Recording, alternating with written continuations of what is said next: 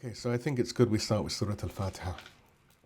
Bismillah ar-Rahman ar-Rahim, alhamdulillahi rabbil alameen, ar-Rahman ar-Rahim, maliki yawmiddin, iyaka na'budu wa iyaka nasta'een, ihdina as-sirata al-mustaqim, sirata alladhina an'amta alayhim, ghayri al-maghdubi alayhim wa lad-dallin. Sadaqallahu al-aliyyul azim.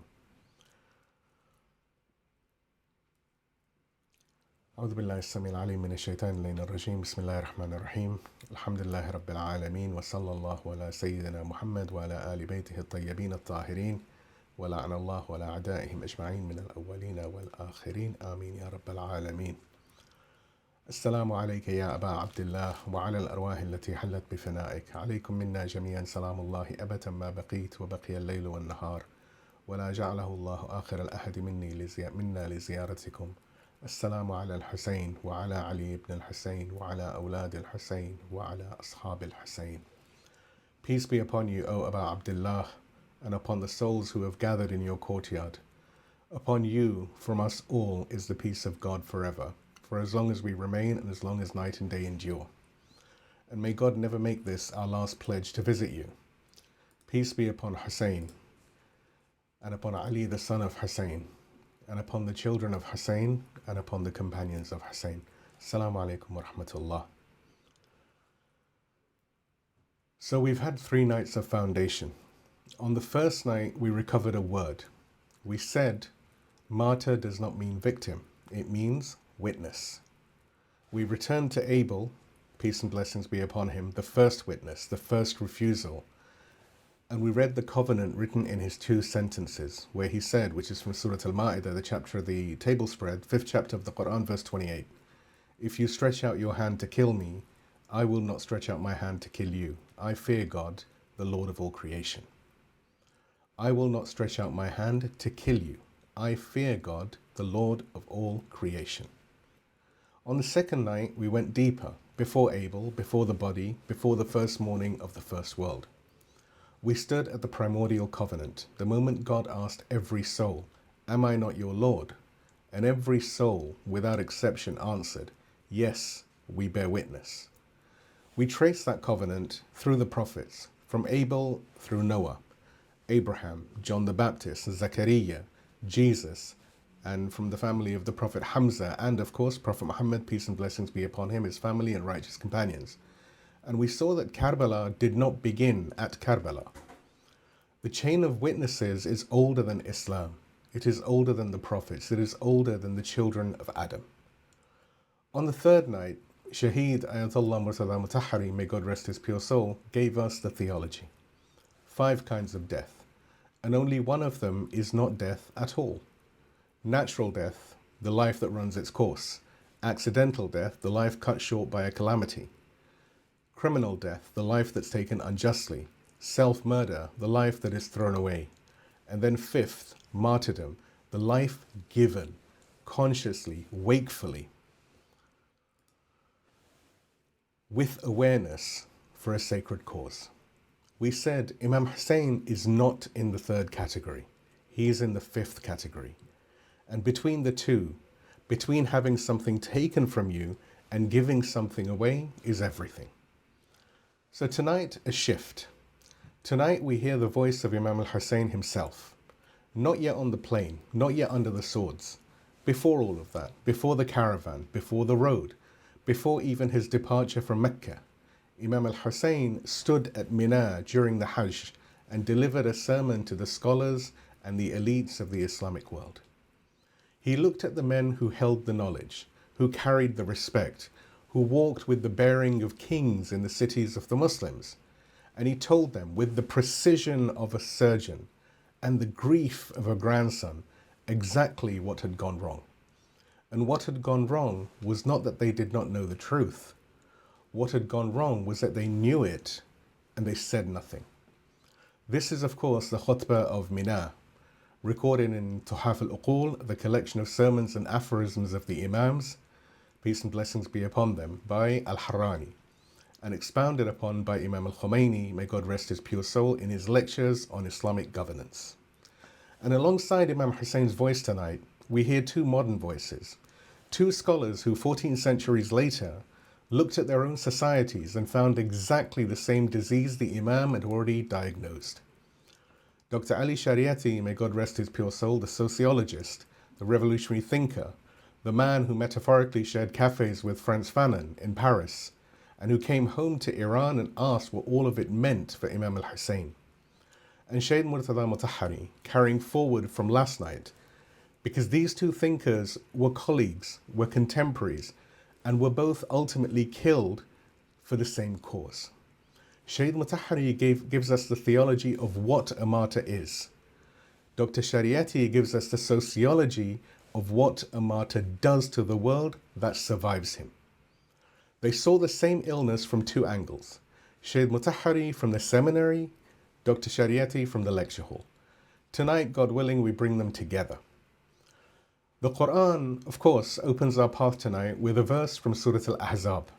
This is the chapter of the Allied Forces or the Confederates, 33rd chapter of the Quran, verse number 23, where Allah subhanahu wa ta'ala says, "Among the believers are men who have been true to their covenant with God. Some of them have fulfilled their vow, and some are still waiting, but they have never changed." We used this verse in the previous session to open the section titled Living Witness. Tonight it returns as the structural verse for this entire session, because everything tonight, from the Khutba of Mina to Dr. Shariati's question, is about the relationship between those who have fulfilled the vow and those who are still waiting. The verse holds both halves of this equation in a single breath, the ones who gave and the ones who have not yet changed. And the question this session puts to us is the question Dr. Shariati made very famous, but which Imam Husayn asked first. Now that you know, what will you do? Please give me a loud salawat, and we proceed to Imam Husayn's diagnosis, the Khutba of Mina, and the three silences.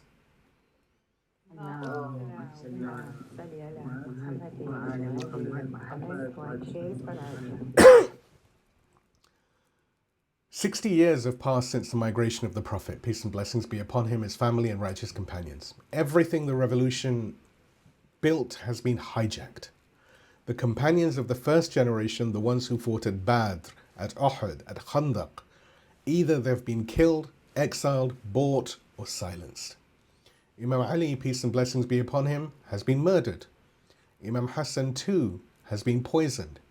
The Umayyad court has weaponized the vocabulary of the faith itself. The Quran is upon their spears. The pulpits are in their pockets. The word jihad has become a tool for their wars of expansion. And the religious authorities have been conscripted into a theology of fatalism that tells the people, whatever happens is the will of God. You cannot protest. You cannot resist. You can only endure. And before any modern thinker tried to explain what went wrong, before Dr. Shariati, before Shaheed Motahhari, before any lecture hall or revolutionary pamphlet, Imam al-Husayn himself stood at Mina and gave the diagnosis. Mecca was full of pilgrims. They had come from all across the Islamic world for the Hajj.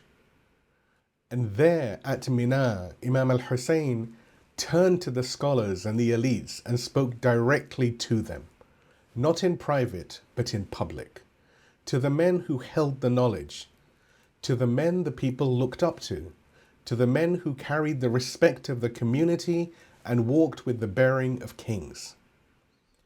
He began by reciting 3 Quranic verses. And listen to the choice of verses, because the choice itself is the argument. The first, Surah Al-Ma'idah, the chapter of the table spread, 5th chapter of the Quran, verse number 63, where God rebukes the rabbis for failing to forbid sinful speech and the consumption of what is unlawful, where Allah says, why do the scholars and the rabbis not forbid their sinful talk and consumption of what is unlawful? Truly, what they have done is evil. The second, again from Surah Al-Ma'idah, the chapter of the table spread, but this time verses 78 to 79, regarding those among the children of Israel who were cursed by the tongues of David and Jesus, the son of Mary. Allah subhanahu wa ta'ala says, cursed by the tongue of David and Jesus, the son of Mary, are those among the children of Israel who disbelieved on account of their rebellion and transgression. They did not prevent each other from committing vile and corrupt acts. What they did was abominable.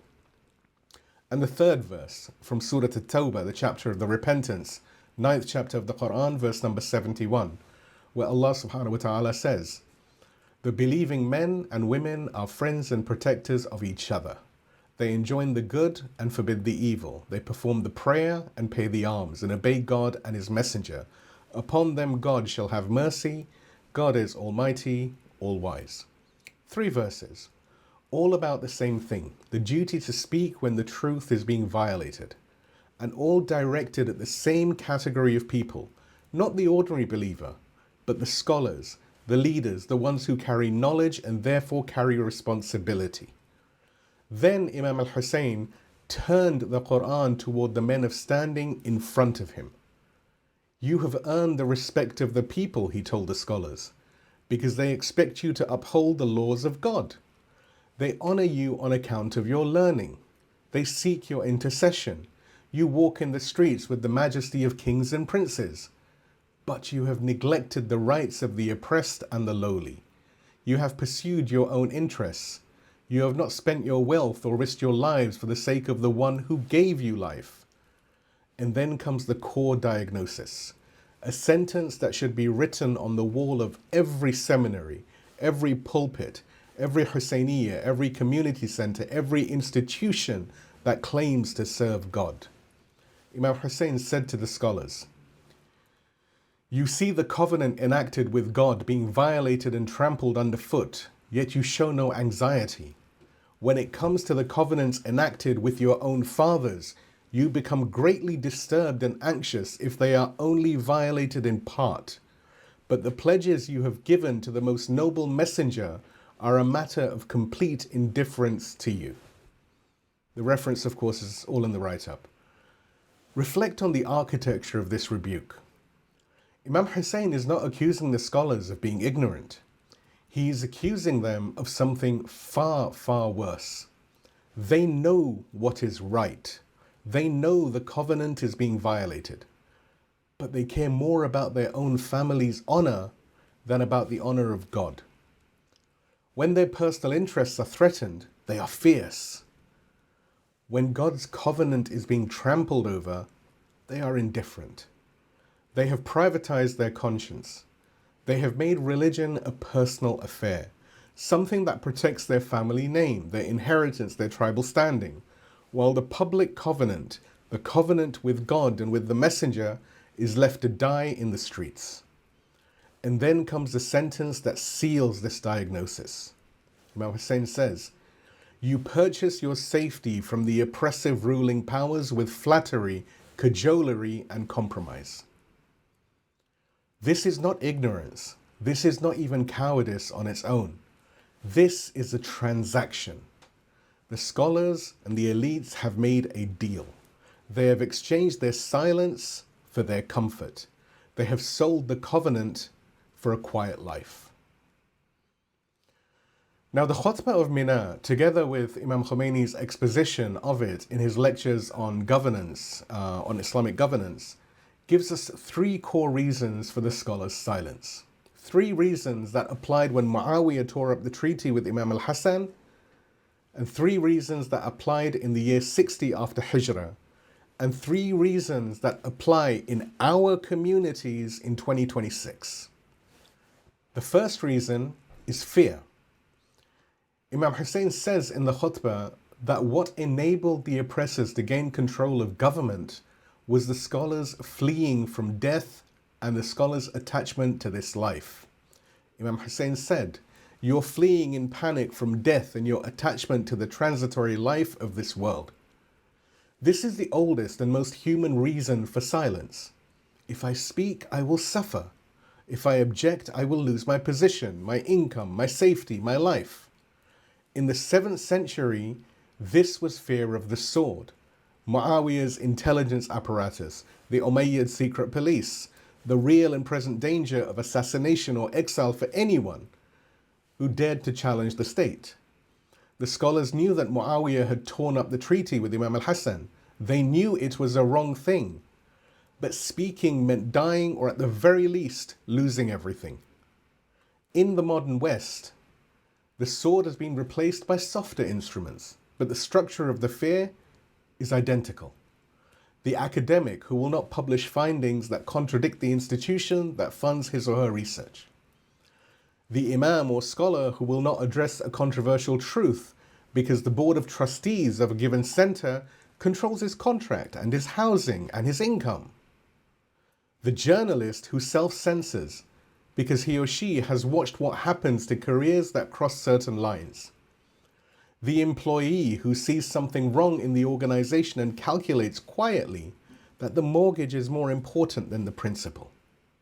The social media user who knows what is true about Gaza, about the genocide, about the complicity of the governments under which they live, and who posts nothing, says nothing, because they have seen what happens to the accounts and careers and the social circles of those who do.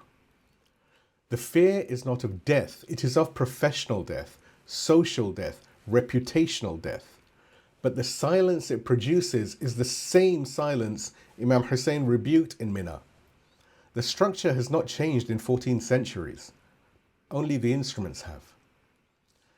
And now the second reason, comfort and co-option. The khutbah is devastating on this point.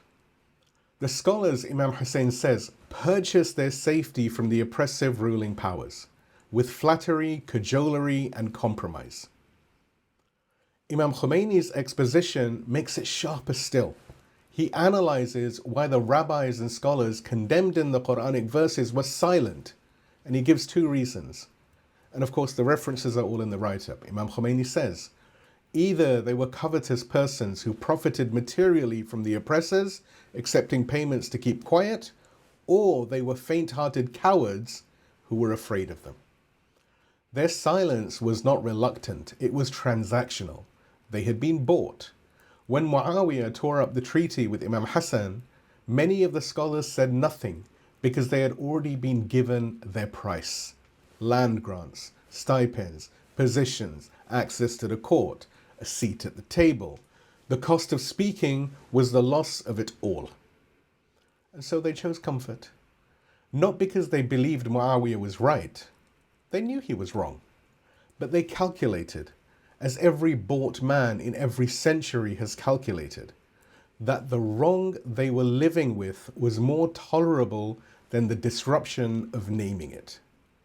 In the modern West, this is the think tank funded by the weapons manufacturer or the Zionist entity that produces research supporting the next intervention or the next genocide. It is the religious leader who softens his message because the donors who fund the community center's expansion prefer a quieter Islam, an Islam of charity galas and interfaith breakfasts, not an Islam that names the oppressor. It is the community organization that will not criticize a government whose grants and charity it depends on, because the grant and charity pays for the youth program, and the youth program is of course important, and the government is powerful, and surely we can do more good from the inside. It is the influencer who will talk about mindfulness and self-care and the 5 pillars, but will never say anything that would cost them their audience. The silence is not fearful, it is comfortable. They have made a deal and they're keeping their end of it. And the tragedy is that they often believe, sincerely believe, that they are doing good. That the charity gala justifies the silence. That the youth program excuses the compromise. That the interfaith breakfast makes up for the truth that was not spoken at the interfaith breakfast. And the Quran has a name for this condition. In Quran, Surah Al-Kahf, the chapter of the cave, 18th chapter of the Quran, verses 103 to 105, Allah subhanahu wa ta'ala says, "Say, shall we inform you of the greatest losers in respect to their deeds? Those whose efforts have been wasted in this life, while they thought they were acquiring good by their works. They are those who have denied the signs of their Lord and the meeting with Him. So their deeds have come to nothing. And on the day of resurrection, we shall assign no weight to them." The greatest losers are not the ones who did nothing. They are the ones who were busy, sincerely busy, productively busy, doing the wrong thing, and believed with all their hearts that they were doing good. The charity gala, the youth program, the interfaith breakfast. All of it real work, all of it genuinely meant, and all of it in the scales of God, weightless, because the one thing that needed to be said was never said.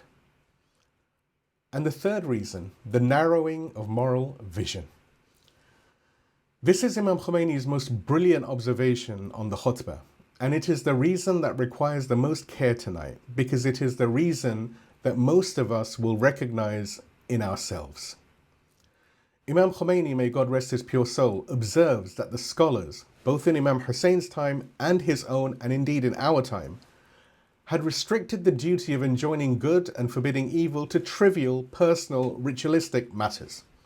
Imam Khomeini writes, and the references are all in the write-up, "We have restricted enjoining the good and forbidding the evil to a narrow category of trivial individual affairs. We have the idea firmly in our heads that the instances of evil we are called upon to combat are only the things we encounter in everyday life. For example, if someone plays music on the bus, or the owner of a coffee house does something wrong, or someone eats in the middle of the bazaar during the month of Ramadan, we regard all these things as instances of evil we must denounce. Meanwhile, we remain totally oblivious to far greater evils. Someone plays music on the bus. Someone eats publicly during the month of Ramadan. Someone's dress code does not quite meet the standard. These are the evils the scholars could see and were willing to address. Small, personal, safe targets. The kind of correction that costs nothing and offends no one powerful. Meanwhile, the structural, systemic, civilizational evils went completely unaddressed. The theft of public wealth, the corruption of governance, the oppression of entire populations, the propaganda that rewrites the truth, the complicity of entire nations in the bombing of hospitals and the starvation of children. Not because the scholars did not know about these things, but because addressing them would have required the courage that the first two reasons had already eroded. Fear had made them cautious. Comfort had made them compliant. And the narrowing of moral vision was the final stage. The stage where the cautious, compliant man convinces himself that his duty really is as small as he has made it. Imam Khomeini puts it with a precision that cuts across the centuries. He says, "The range of thought in some people is confined to the mosque we are now sitting in and is incapable of extending any further. When they hear the expression, consumption of what is forbidden, they can only think of some corner grocer who is, God forbid, selling his customers short. They never think of the whole range of more important forms of consuming what is forbidden, of the plunder of entire nations' wealth. They can see the small wrong in front of them. They cannot see, or will not see, the enormous wrong all around them. In the modern West, this is the community that will argue passionately about the permissibility of a wedding DJ, but will say nothing, absolutely nothing, about a genocide being broadcast live on their phones. It is the community leader who can issue a 20-page ruling on the correct method of slaughtering an animal or wearing the hijab, but cannot find a single paragraph about the slaughter of human beings being carried out with the weapons, the money, and the diplomatic cover of the government whose passport he carries. It is the narrowing of moral imagination to the personal and the ritual, while the political and structural go entirely unaddressed, not because they do not matter, but because addressing them would require the kind of courage that the community stopped cultivating the moment it chose comfort over covenant. These three, fear, comfort, and the narrowing of moral vision, are the reasons the scholars were silent when the treaty with Imam al-Hassan was broken. They are the reason the elite stood by as the Umayyad court hijacked the vocabulary of faith, turning jihad into a tool for imperial expansion, and replaced the governance of justice with the governance of the tribe. And they are the reasons Imam Husayn stood at Mina and wept, not for himself, but for a community that had the knowledge, but not the will to act on it. Imam Husayn named the disease. 14 centuries later, a young sociologist in Tehran and Paris would ask the same question the scholars at Mina had already dodged. What should be done? And this is where Dr. Ali Shariati, may God rest his soul, enters, because 14 centuries later, in Martyrdom, Arise and Bear Witness, Dr. Shariati looks at his own society, Iran under the Shah, and he found exactly the same disease Imam Husayn had already diagnosed. The same fear, the same co-option, the same narrow moral vision. And he framed it as a single devastating question. The question that haunted every aware Muslim in the year 60 after the Hijrah. What should be done? And everyone had an answer. Dr. Ali Shariati catalogues them, and here tonight we must listen carefully, because these answers have not gone away. They are given in our century too, in our cities, in our own community centers, every single day. You have the fatalists, and the fatalists say, nothing, whatever has occurred, will continue to occur in accordance with divine wisdom. God wishes it to be this way. You must be satisfied with what has been given to you. This is the cancer of a misused theology of divine decree. A theology that takes real Quranic concepts like tawakkul, reliance on God, and qadar, the measure or the will of God, and twists them into a permission slip for doing nothing.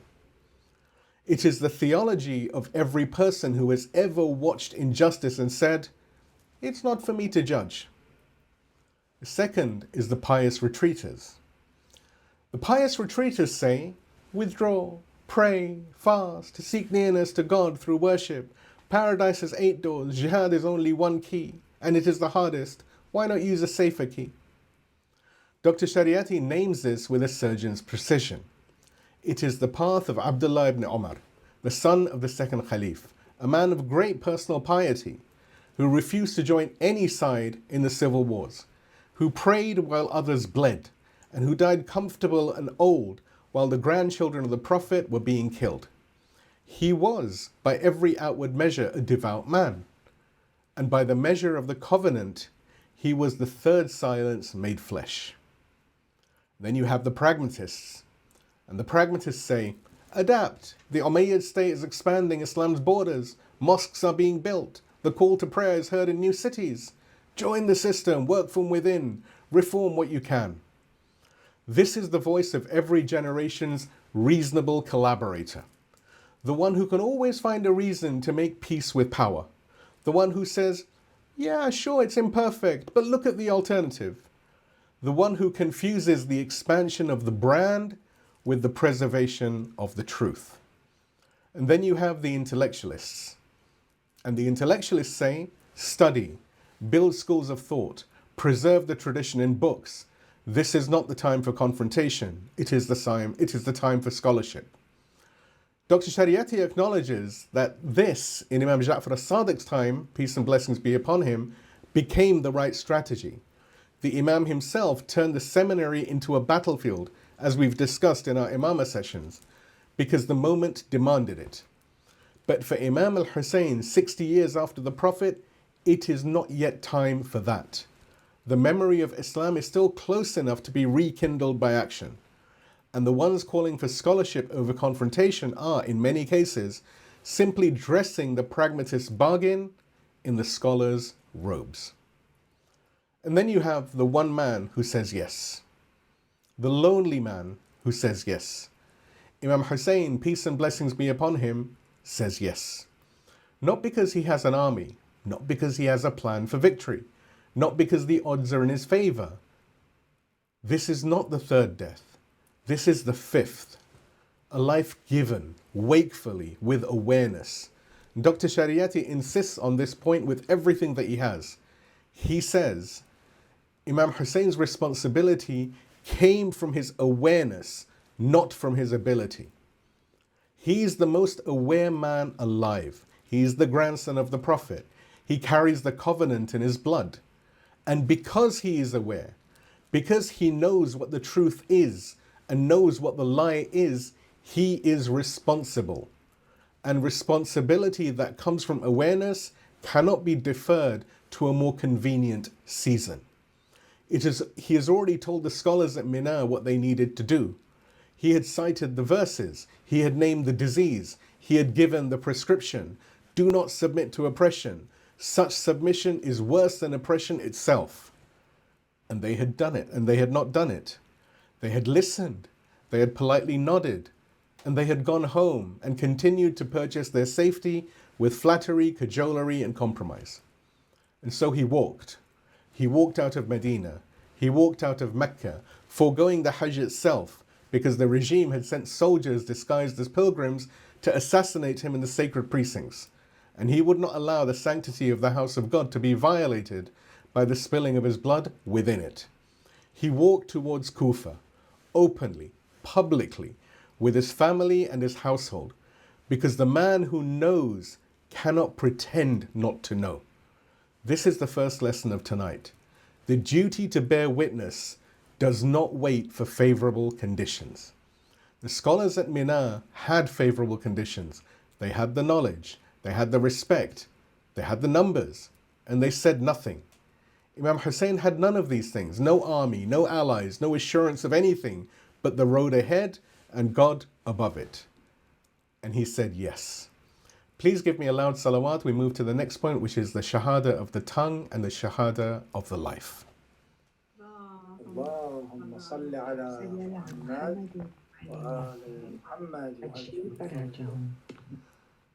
And now we come to the heart of tonight, the distinction that this entire series is built around, named at last in its clearest form.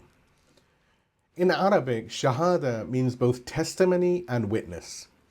Every Muslim begins their faith with a Shahada of the tongue. La ilaha illallah Muhammad Rasulullah. There is no God but God, and Muhammad is his messenger. That declaration is the door. You say it and you enter. But Imam Husayn's entire movement, his entire life, is the demonstration that the door is not the house. Entering is not inhabiting. Declaring is not being. There are two kinds of Shahada. So first, let's look at the Shahada of the tongue.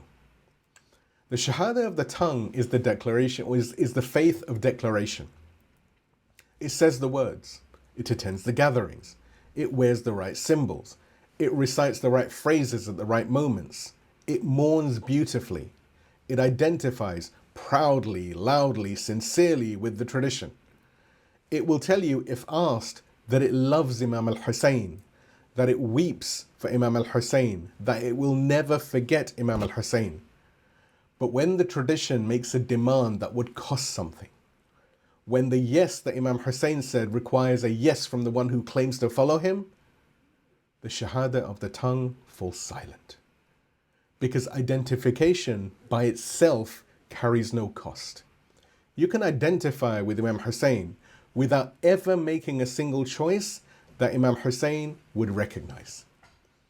And then you have the Shahada of life. The Shahada of life is the faith of commitment. It is what Imam Husayn demonstrated. It is what he asked for at Mina. It is what the scholars at Mina had the knowledge to give and refused to give for fear of comfort and the narrowing, for fear, comfort, and the narrowing of their moral vision. The Shahada of the life does not require death. It requires cost. It requires that when the moment comes, the moment when truth is on one side and the comfortable lie is upon the other, you choose the truth, even when it would be easier and safer and indeed more profitable to say nothing. Dr. Shariati, in his famous distinction between the Shiism of Imam Ali and the Shiism of the Safavids, was getting at exactly this in the language of his time and audience. When a dynasty in the 16th century Iran adopted Shiism as a state religion, it kept the mourning, but it removed the commitment. The tears remained, but the demand was drained. Karbala became something to remember rather than something to continue. The people wept every Muharram and then went home and lived as though Imam Husayn had never asked them anything. The Shahada of the tongue without the Shahada of life. But this is not a disease confined to one dynasty or one century. It is available wherever the faith becomes a culture rather than a covenant. Wherever the identity replaces the commitment. Wherever the label, I am a Muslim, I am a Shia, I am a follower of Imam Husayn, is spoken with the tongue, but not written with the life. And here we must tread carefully, because Dr. Shariati wrote as a polemicist, and we speak as a pulpit. His critique, and ours tonight, is not of mourning itself.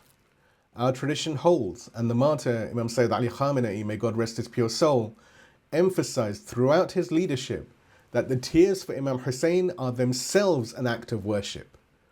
The hadith on this is very clear. The practice of the Imams, peace and blessings be upon them, is clear.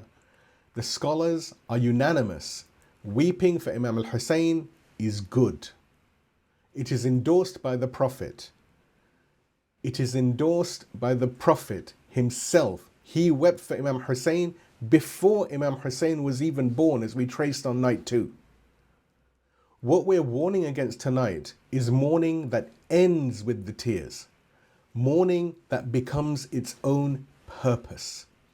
Mourning that produces a community that can cry beautifully for 10 nights in Muharram and then spend the 11 other months of the year in exactly the state of fatalism and pragmatism that the four voices of nothing offered to Imam Husayn.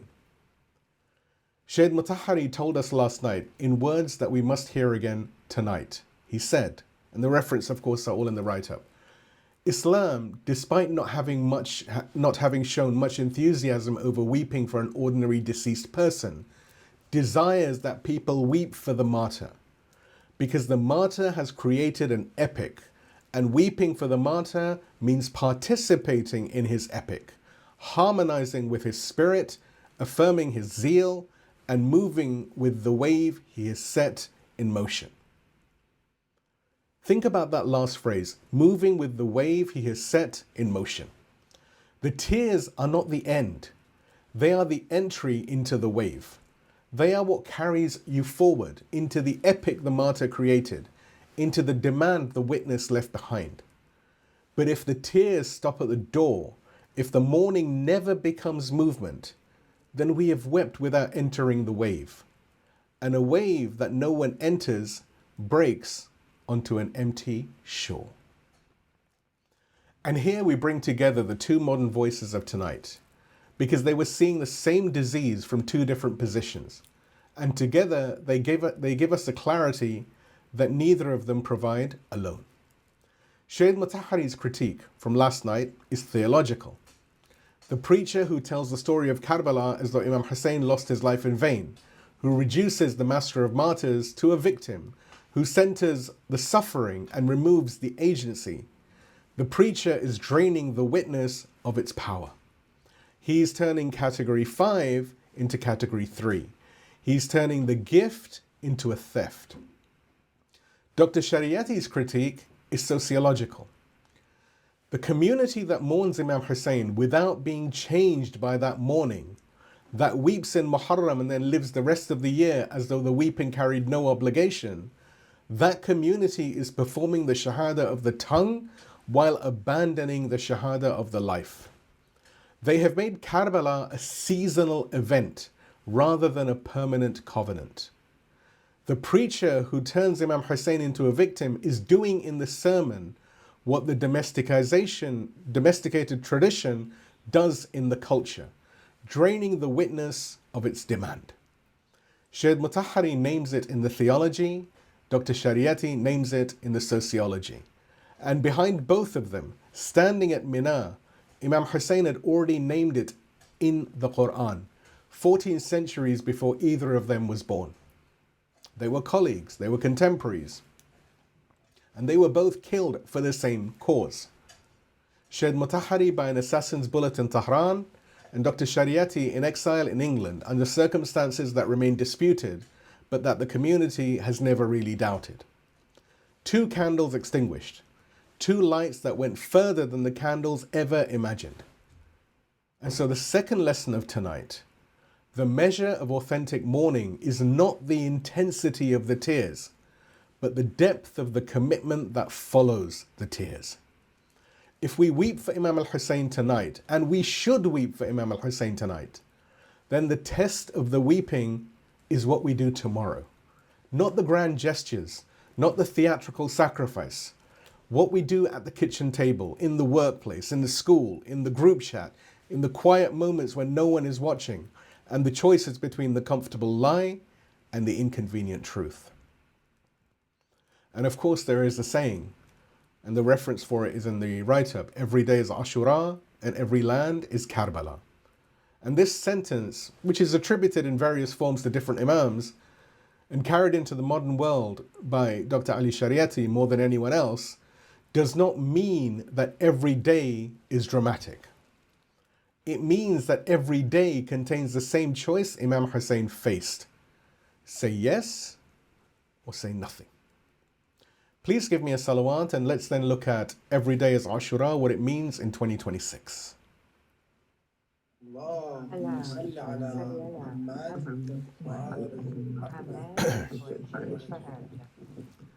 What does it mean? Every day is Ashura, every place is Karbala. For someone sitting in Rochdale, London, Dearborn, Toronto, Sydney, Martinique, anywhere in 2026, what does it mean? It does not mean we romanticize sacrifice. It does not mean we walk around with a martyr complex. It does not mean we compare our inconveniences to the suffering of the household of the Prophet, peace and blessings be upon them. It means this. The structure of Imam Husayn's choice is available to every one of us every day. And that structure is simple. There is a truth. There is a falsehood dressed as normality. There is a cost to naming the truth. And there is a voice inside you or around you or both saying, nothing, don't, it's not worth it, adapt, be realistic, be quiet. That structure is Karbala, and it is everywhere. When a teacher in a British school refuses to pass along a curriculum she knows is misleading her students and pays for it with difficulty, she's saying yes in the same structure Imam al-Husayn said yes. She is choosing the Shahada of life. When a doctor will not turn away the patient who cannot pay and absorbs the cost, he is refusing the pragmatist bargain. He is refusing to purchase his comfort at the expense of the covenant. When a mother raises her children with conviction in a culture that rewards assimilation and punishes distinctiveness, this is the Shahada of life. That is the woman who has decided that the identity she gives her children will not be an empty label, but it will be a lived commitment. When a journalist refuses to smooth the copy and files a story that will not sell, this is a small act of Shahada, of bearing witness. It may cost her nothing more than perhaps an argument with the editor, but the shape of the choice is the same. When a young Muslim in a Western university refuses to apologize for their tradition and refuses to be silent about Gaza and does so without cruelty, without self-righteousness, with the clarity and the sadness and the steel that the tradition has taught them, they are standing where Imam Husayn stood. They are facing the 3 silences. Fear whispers, comfort beckons, and their moral vision is being narrowed for them by a culture that wants them to care only about their grades and their careers and their personal brand. And the choice they make, to speak or not to speak, to stand or to not stand, is the same choice the scholars at Mina refuse to make. None of these people will necessarily die for it. Most of them will not even be noticed. But the choice has the same shape. And the shape is what matters, because the shape is the covenant. And here we must say something about the universality of this, because the Shahada of the tongue and the Shahada of the life are not categories that belong only to Muslims. They belong to every human being who has ever faced the choice between naming the truth and saying nothing. The covenant at Surah Al-A'raf was made with every soul. We mentioned it previously. This is from Surah Al-A'raf, the chapter of the heights, 7th chapter of the Quran, verse 172, where Allah subhanahu wa ta'ala says, "And when your Lord took from the children of Adam, from their loins, their descendants, and made them bear witness against themselves, am I not your Lord? And they said, yes, indeed. Yes, indeed, we bear witness." That covenant was made with every soul. The duty of witness does not begin at the mosque door and end at the mosque gate. It extends to every place where a human being is confronted with a truth that has a cost. We said it on night one that martyr means witness, and the word belongs to Greek before it belongs to Arabic. We will see in later sessions that the chain of witnesses includes people who never said, La ilaha illallah Muhammad Rasulullah. There is no God but God and Muhammad is his messenger. People who bore witness with their lives in languages the Quran was not revealed in, for a truth they recognized by a different name, under a covenant they may not have even known they had signed. The Shahada of life is wider than Islam. It is as wide as the soul. But tonight we speak to ourselves. Tonight we speak to the community that carries the name of Imam Husayn and claims the grief of Karbala. And the question is not whether we weep. We weep. The question is whether the weeping has taught us anything. Whether the Shahada we carry is the Shahada of the tongue or the Shahada of the life. Whether we are the scholars at Mina or the man who spoke to them. And here we return to the verse we opened with tonight. Quran, Surah Al-Ahzab, the chapter of the Confederates or the Allied Forces, 33rd chapter of the Quran, verse 23, where Allah subhanahu wa ta'ala said, "Among the believers are men who have been true to their covenant with God. Some of them have fulfilled their vow and some are still waiting, but they have never changed." The ones who fulfilled their vows are the martyrs. The ones who are still waiting is us. And the condition, the one condition that holds the whole verse together, وَمَا بَدَّلُوا تَبْدِيلًا. They have never changed. The waiting is not passive. The waiting is a form of readiness.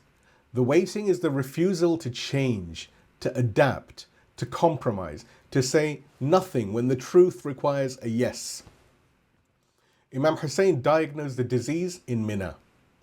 Dr. Shariati catalogued the four voices of nothing. Shaheed Motahhari built the theology of the gift. And all three of them are pointing to the same verse, the same covenant, the same question. Have you changed? Or are you still waiting, still standing, still carrying the yes that the covenant demands? And the call to the congregation tonight is this. Between tonight and tomorrow night, find one place in your life where you've been saying nothing, where you've been choosing the fatalist answer or the pragmatist answer or the retreatist answer, and say yes. Not dramatically, not publicly, not in a way that invites admiration or sympathy. Just once. Just one place where the three silences have held you. Fear, comfort, the narrowing of your vision, and break one of them. See what it costs. See whether the cost is worth it. And now, tonight, we hear what happened when one young man said yes in a city called Kufa. Muslim bin Aqil, the ambassador, the cousin who carried the covenant into the city of 18,000 promises, and what they did to him. We remember what happens when the yes is carried into a city that has already forgotten its own name.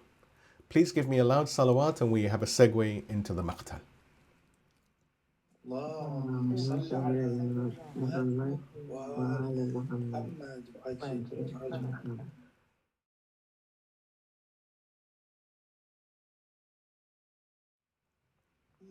اللهم صل على محمد وآل محمد وعجل فرجهم. And so now we have the supplication. Peace be upon Abel, who testified first. Peace be upon the prophets who carried the covenant and wept. Peace be upon Shaheed Motahhari, who gave us the theology of the gift. Peace be upon Dr. Shariati, who gave us the sociology of the demand. Peace be upon Husayn, who stood at Mina, spoke the truth, and then became the truth. Peace be upon Muslim, the ambassador who carried the yes into a city of broken promises. Peace be upon the Imam of our age, who watches and remembers and waits. Peace be upon you all, and upon your houses, and upon the choice you will make between tonight and tomorrow, the choice between the Shahada of the tongue and the Shahada of life. O God, you who sent Husayn to Mina before you sent him to Karbala, you who gave the diagnosis before you prescribed the treatment, you who told the scholars what they owed before they had the chance to claim what they did not know, we turn to you tonight on this fourth night of Muharram, and we have no Lord except you, and no refuge but at your door, no teacher but the ones you have sent to teach us. O God, we send our condolences and our congratulations tonight to your beloved Prophet. Peace and blessings be upon him, his family, and his righteous companions. Condolences for a grandson who stood at Mina and spoke to men who should have already been standing where he stood, who rebuked the scholars, not because he enjoyed the rebuke, but because someone had to say what they refused to say. And congratulations for a grandson who, when the scholars would not act, did not sit down. He walked. He said yes. And the yes he said has echoed in every century since, and we are still hearing it tonight. O God, we send our peace to Imam Husayn, peace and blessings be upon him, the one who diagnosed the disease at Mina and named the three silences before anyone gave them a name, who told the scholars to their faces that they had purchased their safety with flattery and compromise, and who, when the medicine he prescribed was refused, became the medicine himself. He did not wait for the scholars to agree. He did not wait for the consensus to form. He walked out of Mecca with 72 souls and a covenant that would not bend, and the world has not been the same since. O God, we send our peace to Dr. Ali Shariati.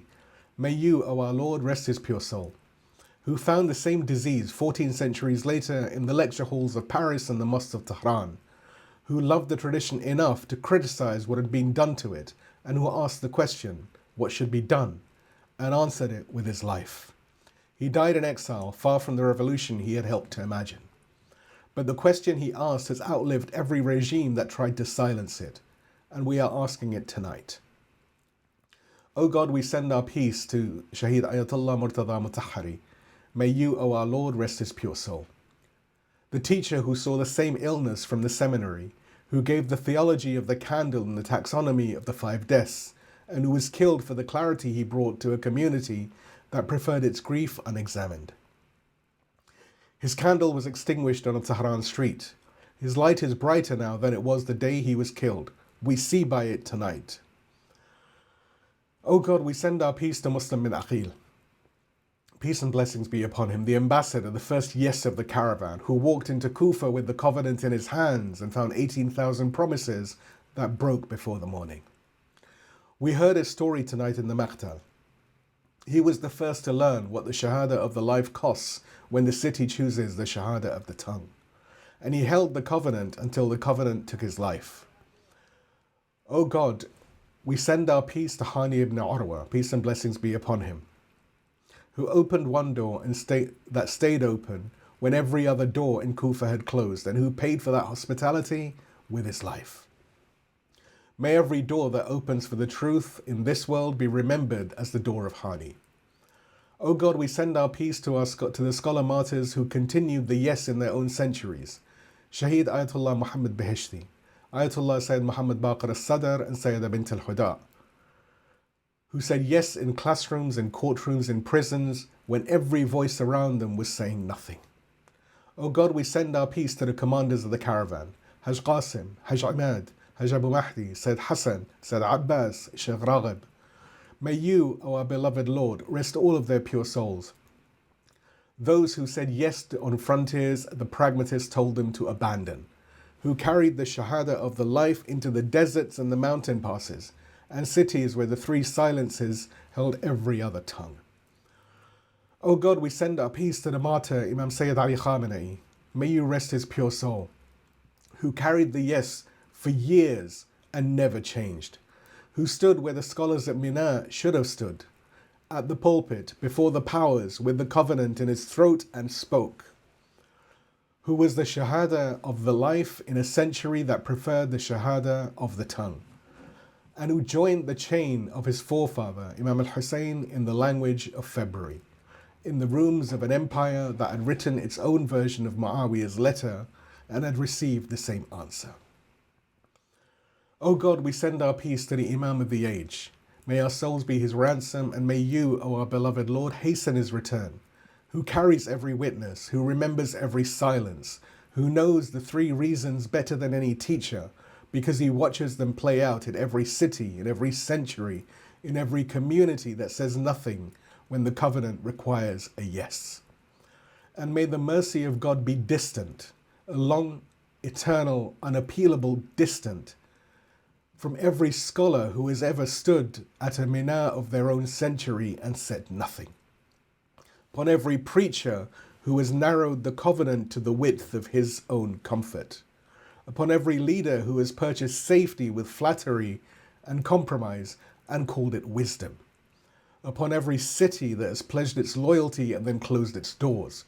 From Kufa to every capital that has, in our own time, promised justice and delivered silence. Inna lillah wa inna ilayhi raji'un. We belong to God, and to him do we return. And we repeat your promise, an eternal promise for justice and a warning for the wrongdoers. وَسَيَعْلَمُ الَّذِينَ ظَلَمُوا أَيَّ مُنْقَلَبٍ يَنْقَلِبُونَ. And the wrongdoers will soon know at what goal they will end up. And we add, from the depths of everything that we have learned tonight, Hasbunallah wa ni'mal wakil. God is sufficient for us, and he is the best of guardians. Amen, O Lord, sustainer of the universes. Amen, O most merciful of the merciful. Wa akhiru da'wani alhamdulillahi rabbil alameen. Wassalamu alaikum wa rahmatullahi wa barakatuh.